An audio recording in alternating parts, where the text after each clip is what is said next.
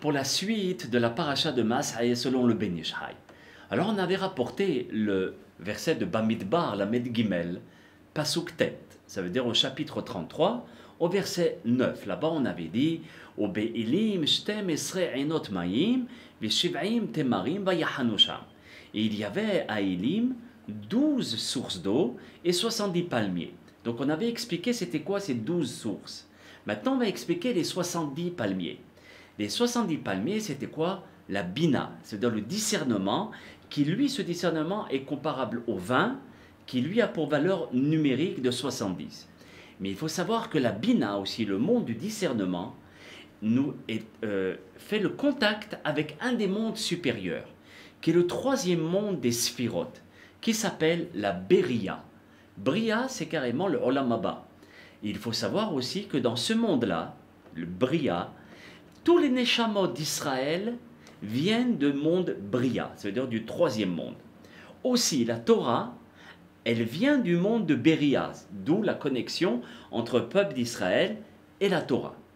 Et aussi, c'est pour cela que la Torah commence par la lettre Bet, Bereshit. Une des explications, il y en a beaucoup. Il y a tout un cours là-dessus. Mais la Torah, pourquoi elle commence par la lettre Bet? Parce que la Torah en elle-même, c'est la lettre Bet qui veut dire Bina, le discernement. C'est ce que nous dit la Gemara Shabbat.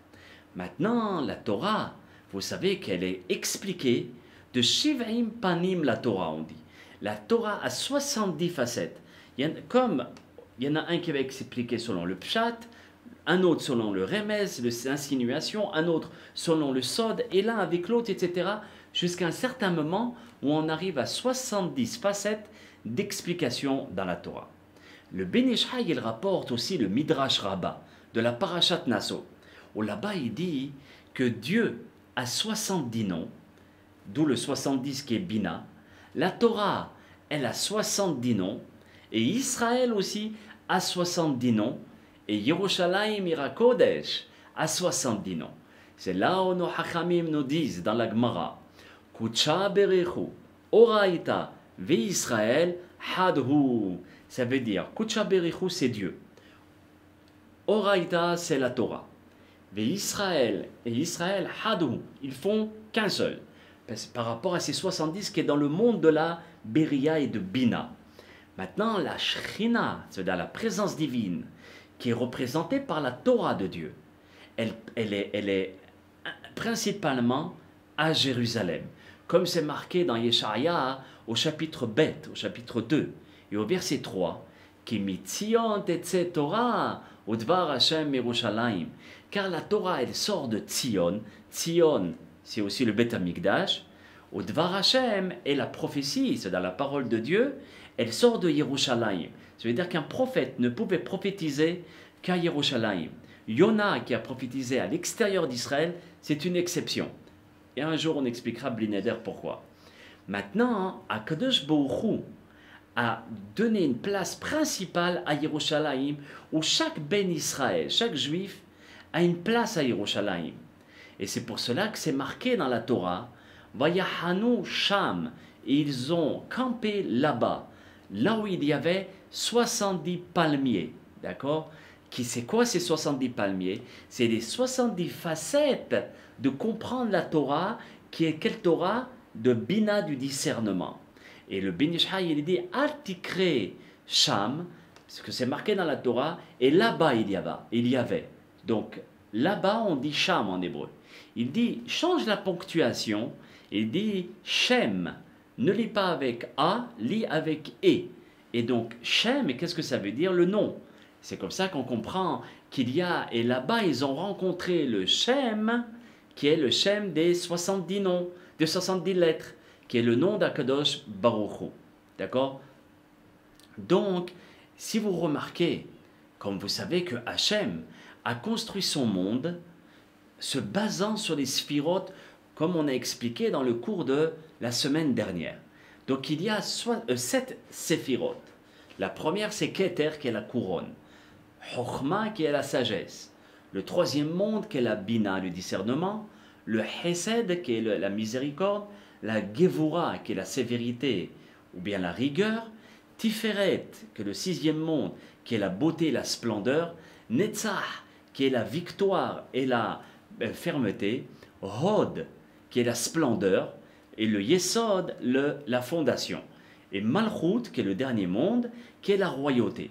Donc, ici, il y en a 10. Maintenant, dans les 7, ça veut dire les 7 premières, d'accord, il y a 7 sphirotes. Vous savez que dans chaque sphirote, à l'intérieur, il y a 10 sphirotes. Vous voyez? Donc, ça veut dire que dans Sphira, par exemple, de Malchut, il y a aussi Yesod, Chochma, Bina. Vous voyez? Donc, chacun est constitué de 10 sphirotes. Donc, 7 sphirotes multipliées par 10, on obtient le chiffre 70. Et qui fait un rapport avec les 70 Témarim, les 70 palmiers que la Torah nous enseigne. Ça veut dire que là-bas, les Bni Israël ont bu de l'eau, mais ont pris les 70 palmiers qui sont la compréhension des 70 facettes de la Torah. Dans l'ouvrage du Harizal, le Etz HaHaim, c'est un très grand livre de Kabbalah, dans le Sha'ar Aerot, PH 85, là-bas, il est marqué comme ça, qu'il y a un rapport entre l'être humain et aussi les sphirotes. Be'ezrat Hashem, on va essayer d'expliquer comme ça. Il y a dans le visage de l'être humain 7 nekavim, 7 orifices, par rapport aux 7 fenêtres, d'accord, de l'être humain. Ça veut dire les yeux, 2, les 2 oreilles, les 2 narines et la bouche. Et donc, à ce moment-là, lorsque il y a une relation entre les 7 orifices et les 7 sphirotes, on reçoit notre force et notre shefa, ça veut dire notre profusion, par rapport aux 7 sphirotes-là qui vient donner de la force à ces 7 orifices. Et les Mekoubalim, les kabbalistes ont écrit, c'est pour cela que David Améler a vécu que 70 ans. Et pourquoi 70? Par rapport aux 70 facettes, mais aussi par rapport aux 70, d'accord, qui sont les sphirotes, 7 multipliés par 10, et aussi pour terminer à la Malchut. Malchut qui est la 7e sphira, cette Malchut qui veut dire la royauté. Et que David Améler est arrivé à la royauté qui lui aussi était un roi. Maintenant on comprend pourquoi Eretz Israël a été Nishtabha, ça veut dire elle a été honorifiée, glorifiée par les 7 espèces, d'accord, comme il est mentionné dans la Torah, dans Deutéronome au chapitre 8 et au verset 8, où on mentionne là-bas, c'est un pays qui produit le froment et l'orge, le raisin, la figue et la grenade, c'est un pays d'olives huileuses et de miel. Alors là, nos Hachamim dans la Gemara ont déduit les 7 espèces d'Israël, où on fait une bénédiction spéciale à la fin quand on a mangé un fruit, ou bien une espèce d'Eretz Israël, comme par exemple un gâteau ou un pain qui est fait à partir du froment. Alors si on mange du gâteau, on fait une bénédiction spéciale après avoir consommé le gâteau. Pareil pour l'olive. L'orge qui est le 3e, d'accord, la date qui donne le miel, donc c'était le miel de la date. De même le raisin, le 5e, le 6e c'est la figue et le 7e c'est la grenade. Donc ce sont les 7 fruits. Maintenant, ces 7 fruits sont en rapport avec les 7 sphirotes qui est la Malchut, parce que Eretz Israël, d'accord, est comparable à la royauté, okay, dont la royauté c'est le 7e monde. Maintenant, mes chers amis, lorsqu'une personne va boire ou manger, il est en train de construire, en train de filtrer et en train de réparer tout le monde à travers le monde de la Malchut. C'est pour cela que nos sages ont instauré 6 mots en disant la bénédiction. Vous voyez, c'est eux qui ont instauré les bénédictions. Donc comment on fait? On dit Baruch Ata Hashem. Vous savez que lorsqu'on dit Hashem, on pense au nom de Adon, maître du monde. Donc Baruch c'est 1, Ata c'est 2, Hashem c'est 3. Quand on pense au nom d'Hashem, le Shulchan Aruch nous dit, pense aussi que Dieu il est Adon Olam, le maître du monde. Elokenu c'est 4, Melech c'est 5, Haolam c'est 6. Toutes les brachot sont constituées de ces 6 mots. Baruch Ata Hashem Elokenu Melech Haolam.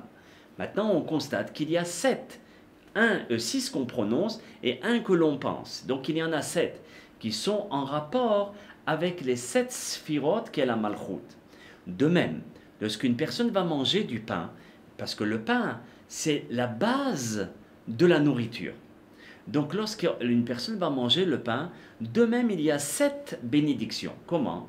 Il y a, avant de manger le pain, on fait Anetilat Yadayim. On se lave les mains. Ensuite, on récite Amotzi Lechem min haaretz. Après avoir mangé, on récite les 4 bénédictions du Birkat Hamazon. Et Alpi Kabbalah, c'est bien de faire Boré Peri Geffen après le Birkat Hamazon. Donc il y a encore 7 bénédictions qui sont en rapport avec les 7 sphirotes et avec les 7 fois 10 sphirotes qui sont les 10 facettes, les 70 facettes de la Torah qui est le Yayin. Maintenant, à présent, on saisit ce que Shlomo HaMelech, l'homme le plus sage que la terre a pu porter, okay, c'est ce qu'il dit dans Mishlei, Perektet Pasuk Aleph, où là-bas au Perektet, ça veut dire au chapitre 9, et au verset 1, il dit Chochmot Banta Beta, Hatzva Amodea Shiva. La sagesse a bâti sa maison, la maison du peuple juif. Elle a taillé ces 7 colonnes. Maintenant, on a compris qu'est-ce que c'est les 7 colonnes. Ce sont les 7 sphirotes et qui sont les 7 mots lorsqu'on va réciter une bénédiction. Et si on peut, d'accord, comprendre le Benishai Alav Shalom et qui nous a, donc c'est où on peut synthétiser tout ce qu'on vient de dire. Ce que le Benishai nous a enseigné en premier, il nous rapporte l'importance des Ketoret par les 11 Samamanim. Ensuite, il nous parle du monde masculin et féminin et la symbiose des deux mondes. Et donc, c'est quoi si vous voulez, le mérite de l'homme et de la femme? C'est de symbioser ces deux mondes et non pas les casser. Donc, c'est comparable à la Torah orale et la Torah écrite, nous avions dit. Maintenant, quand on étudie la Torah orale et la Torah écrite, on symbiose ces deux mondes. Lorsque la Torah nous dit ils partirent à Mara et ils arrivèrent, alors Mara qui veut dire se séparer de l'amertume, et ils arrivèrent au Marianot, ça veut dire aux 70 palmiers, pour éventuellement avoir les 70 facettes de la Torah. Ces 70 facettes qu'est la Bina, le discernement, qui, eux, ces 70 facettes sont en rapport avec tous les sphirotes, les 7 multipliés par 10, et après, nous avons la manière de comprendre de quelle manière une personne va faire la bénédiction. D'accord? Comment nos sages ont dit qu'il faut faire une bénédiction. Et tout ceci, c'est une chaîne que nos sages ont établie pour nous mettre en contact avec les 7 sphirotes afin de recevoir la profusion ici-bas.